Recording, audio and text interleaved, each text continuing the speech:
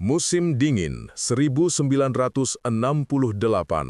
Amerika Serikat sedang dalam gejolak.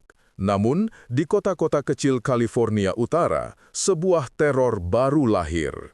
Seorang pembunuh misterius yang bukan hanya haus darah, tetapi juga haus popularitas. Sampai tahun 1974, ia mengklaim sudah membunuh sebanyak 37 korban. 7 di antaranya sudah dikonfirmasi. Kasusnya digambarkan sebagai kasus pembunuhan berantai tak terpecahkan paling terkenal dalam sejarah Amerika. Berikut adalah kisahnya. Silahkan subscribe channel ini lebih dulu, bunyikan loncengnya, agar kamu tidak ketinggalan kasus-kasus kriminal menghebohkan, menggemparkan, dan menyimpan misteri tak terpecahkan sepanjang masa. Pada 20 Desember 1968, sepasang remaja, David Faraday, 17 tahun, dan Betty Lou Jensen, 16 tahun, sedang berkencan di jalan yang sepi dekat Lake Herman Road di Benicia. Faraday adalah seorang siswa di sekolah menengah Vallejo, sementara Jensen adalah seorang siswa di sekolah menengah Hogan. Keduanya tak menduga mereka akan menjadi korban pertama dalam daftar pembunuhan berantai yang akan menjadi misteri untuk selamanya. Faraday ditembak tepat di kepala menggunakan pistol kaliber 22 saat mereka keluar dari mobil untuk melarikan diri. Sementara Jensen yang sempat lari beberapa meter diberondong 6 tembakan ke arah punggung, hanya 1 yang meleset. Polisi menduga seluruh serangan berlangsung selama 2 hingga 3 menit. Tidak ada saksi mata, tidak ada bekas ban kendaraan atau jejak kaki yang dapat digunakan. Saat itu, polisi masih mengira kejadian itu adalah kejahatan biasa. Sampai 6 bulan kemudian, pada 4 Juli 1969, ia menyerang lagi. Kali ini, Darlene Elizabeth Ferrin, 22 tahun, tewas, dan pacarnya, Michael Reynold Magau, 19 tahun, terluka parah. Saat kejadian, Ferrin yang sudah menikah, melakukan kencan gelap dengan Magau, pemuda yang 3 tahun lebih muda darinya. Mereka diberondong pelaku sekitar tengah malam, menggunakan senapan Luger 9 mm, di tempat parkir Taman Blue Rock Springs di Vallejo. Ini adalah tempat yang umum digunakan untuk berkencan. Orang di sana menyebutnya Lover's Lane atau Jalan Kekasih, yakni area terpencil tempat orang-orang berciuman, bermesraan, atau melakukan aktivitas seksual. Lokasinya hanya 2 mil dari Lake Herman Road, lokasi penyerangan yang pertama. Lagi-lagi, pelaku tidak meninggalkan petunjuk yang dapat ditelusuri. Namun, Magau yang selamat menggambarkan penyerang sebagai pria kulit putih bertubuh besar, tinggi sekitar 175 cm, berat badan antara 80–90 kg, dengan wajah besar dan rambut coklat muda keriting. Namun, detail ini tidak cukup untuk menetapkan tersangka. Beberapa menit setelah kejadian, Departemen Kepolisian Vallejo (VPD) menerima panggilan menggunakan telepon umum 2 blok dari kantor pusat. Pria di ujung telepon berkata, I want to report a double murder. If you go 1 mile east on Columbus Parkway to the public park, you will find kids in a brown car. They were shot with a 9 mm Luger. I also killed those kids last year. Goodbye.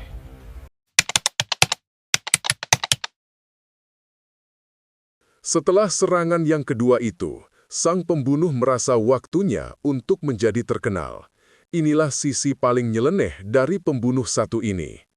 Pada akhir Juli 1969, 3 buah surat hampir identik dikirimkannya ke meja redaksi 3 surat kabar yang berbeda. Surat-surat itu memperkenalkan dirinya sebagai pelaku penyerangan dalam 2 kasus yang terjadi sebelumnya. Dan lebih mencengangkan, di akhir suratnya, ia menuliskan ancaman dingin jika surat yang disertai sandi itu tidak diterbitkan di halaman depan surat kabar, ia akan membunuh selusin orang lagi di akhir pekan.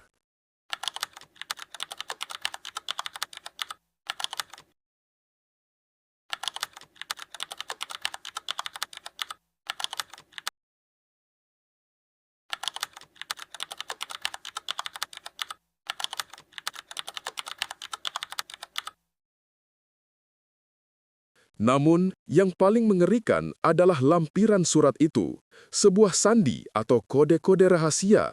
Sandi yang, menurutnya, akan mengungkap identitas aslinya.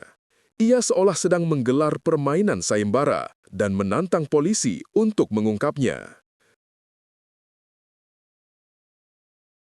Ancaman zodiak berhasil. Sandi itu diterbitkan di halaman 1 oleh 3 surat kabar, masing-masing San Francisco Chronicle, San Francisco Examiner, dan Vallejo Times.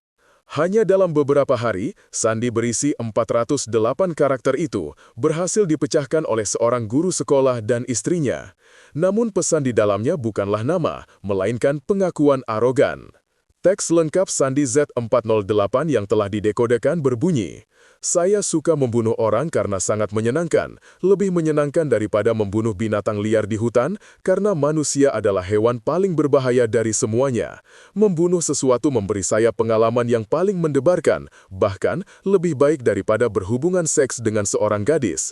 Bagian terbaiknya adalah ketika saya mati, saya akan terlahir kembali di surga, dan semua yang telah saya bunuh akan menjadi budak saya. Saya tidak akan memberitahu Anda nama saya, karena Anda akan mencoba untuk menurunkan atau menduduki puncak koleksi budak saya untuk kesenangan akhirat saya." Sontak, sandi ini memicu histeria. Zodiak bukan hanya seorang pembunuh, dia adalah seorang seniman kejahatan. 27 September 1969, zodiak menyerang lagi, tetapi kali ini ia berubah. Di Danau Berryessa, Napa County, sore sekitar pukul 16, ia mendekati sepasang mahasiswa, Brian Kelvin Hartnell 20 tahun dan Cecilia Ann Shepard 22 tahun. Berbeda dari sebelumnya, ia tidak langsung menembak mereka. Zodiak menyelinap dan muncul dari balik pohon, mengenakan tudung algojo hitam dengan simbol lingkaran bersilang putih yang ikonik di dadanya. Mengacungkan pistol yang diyakini Hartnell kaliber 45, pelaku berpura-pura mengaku sebagai pelarian dari penjara yang membutuhkan mobil serta uang mereka untuk pergi ke Meksiko.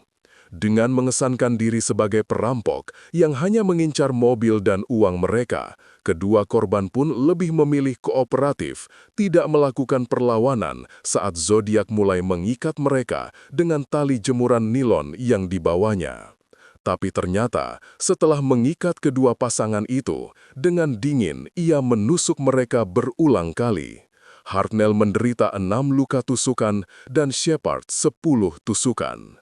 Usai menusuk dua korbannya, ia berjalan santai ke mobil milik korban dan menuliskan dengan spidol di pintu mobil, "By Knife," lengkap dengan tanggal-tanggal kasus pembunuhan yang telah dilakukannya. Ia tampak terobsesi untuk membuat dan memberitahukan daftar pembunuhan yang dilakukannya. Hanya berselang 2 minggu setelah penyerangan di Danau Berryessa, tepatnya 11 Oktober 1969, Zodiak menyerang korbannya yang ketujuh, seorang mahasiswa doktoral yang bekerja sambilan sebagai sopir taksi, Paul Lee Stein, 29 tahun. Berawal dari Zodiak menyetop taksi Stein di pusat kota San Francisco pukul 21.40 dan minta diantar ke Presidio Heights. Ketika tiba di tempat tujuan, Zodiak menembak kepala Stein dengan pistol dan mengambil dompet serta kunci mobilnya. Polisi sempat menduga itu adalah kasus perampokan yang berujung pembunuhan.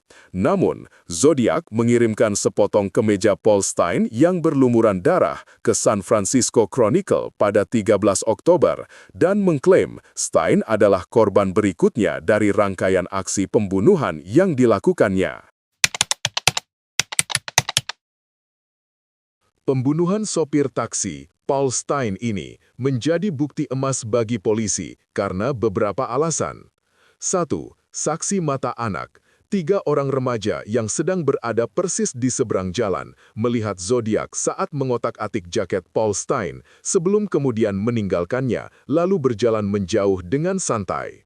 2. Jejak kriminal. Zodiak semakin arogan. Ia dengan sengaja mengirimkan sepotong kecil kemeja berlumuran darah milik korban Paul Stein kepada San Francisco Chronicle sebagai bukti. Berangkat dari hadiah berupa potongan kecil kemeja berlumuran darah yang dikirimkan Zodiac, polisi akhirnya memiliki sejumlah petunjuk penting berupa sidik jari, DNA dari amplop, cetakan sepatu dari lokasi kejadian, dan deskripsi komposit sketsa wajah yang diperoleh dari beberapa saksi mata. Namun, lagi-lagi Zodiac selalu selangkah lebih maju. Semua petunjuk dan bukti itu tidak ada satupun yang berhasil menjeratnya.